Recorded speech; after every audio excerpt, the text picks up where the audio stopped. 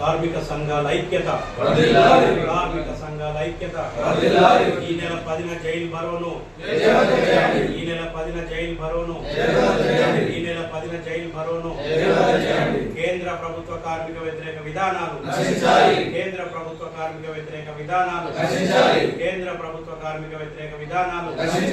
కార్మిక సంఘాల ఐక్యత, కార్మిక సంఘాల ఐక్యత.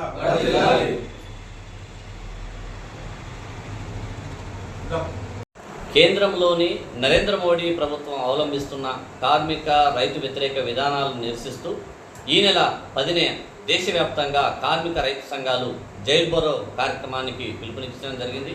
ఈ పిలుపును జయప్రదం చేయాలని చెప్పేసి జిల్లాలోని కార్మిక సంఘాలు సమావేశమై నిర్ణయం చేయడం జరిగింది. ఈ సందర్భంగా మోడీ ప్రభుత్వాన్ని మేము డిమాండ్ చేస్తూ ఉన్నాం. గత 12 ఏళ్లుగా దేశంలో ప్రజా వ్యతిరేక, కార్మిక వ్యతిరేక, రైతు వ్యతిరేక విధానాలు తీసుకొస్తా ఉన్నారు. అందులో భాగంగానే ప్రధానంగా రైతు వ్యతిరేక చట్టాలను తీసుకొచ్చి రైతు ఉద్యమానికి తలొగ్గి వాటిని వెనక్కి తీసుకున్నారు. కానీ శాశ్వతంగా ఆ ఉద్యమ సమయంలో ఇచ్చినటువంటి హామీలను ఇప్పటికీ అమలు చేయలేదు. అదేవిధంగా విద్యుత్ సంస్కరణ బిల్లును, విద్యుత్ శాఖను మొత్తంగా కూడా ప్రైవేట్ పరం చేసే ప్రయత్నాలు చేస్తూ ఉన్నారు. అదేవిధంగా కార్మికులకు సంబంధించి ఉరితాల్ వంటి 4 లేబర్ కోడ్లను తీసుకొచ్చారు. అది అమలు చేసే ప్రయత్నం చేస్తూ ఉన్నారు. వెంటనే ఈ కార్మిక వ్యతిరేక 4 లేబర్ కోడ్లను రద్దు చేయాలని, విద్యుత్ సంస్కరణలను ఆపేయాలని చెప్పేసి, విద్యుత్ ప్రైవేటీకరణను ఆపాలని చెప్పేసి, అదేవిధంగా రైతు ఉద్యమం సందర్భంగా రైతులకు ఇచ్చిన హామీలను అమలు చేయాలని చెప్పేసి ప్రధానంగా డిమాండ్లతోని ఈ జైలు బరో కార్యక్రమాన్ని నిర్వహిస్తూ ఉన్నాం. వెంటనే ఇప్పటికైనా నరేంద్ర మోడీ ప్రభుత్వం తన ప్రజా, కార్మిక, రైతు వ్యతిరేక విధానాల్ని వెనక్కి తీసుకోవాలని చెప్పేసి డిమాండ్ చేస్తూ ఉన్నాం. లేకపోతే మొన్నటి జంజీ ఉద్యమము, అదేవిధంగా రైతాంగ ఉద్యమం స్ఫూర్తితో మరోసారి ఫిట్ ఇండియా తరహాలో ఈ నరేంద్ర మోడీ ప్రభుత్వానికి ఖచ్చితంగా ప్రజలు బుద్ధి చెప్తారని చెప్పేసి ఈ సందర్భంగా మేము హెచ్చరిక చేస్తా ఉన్నాం.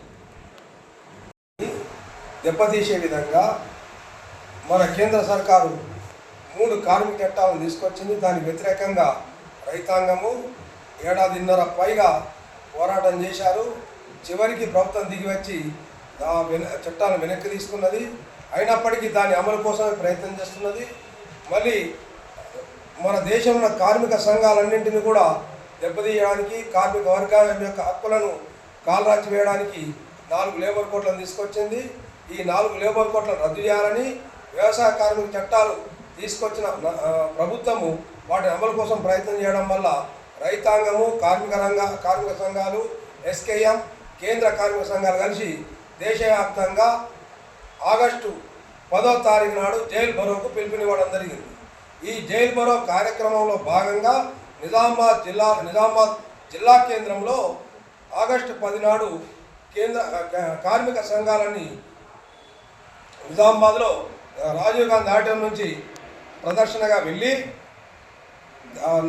ఎన్టీఆర్ బొమ్మ వద్ద ధర్నా చెప్పడం జరుగుతుంది.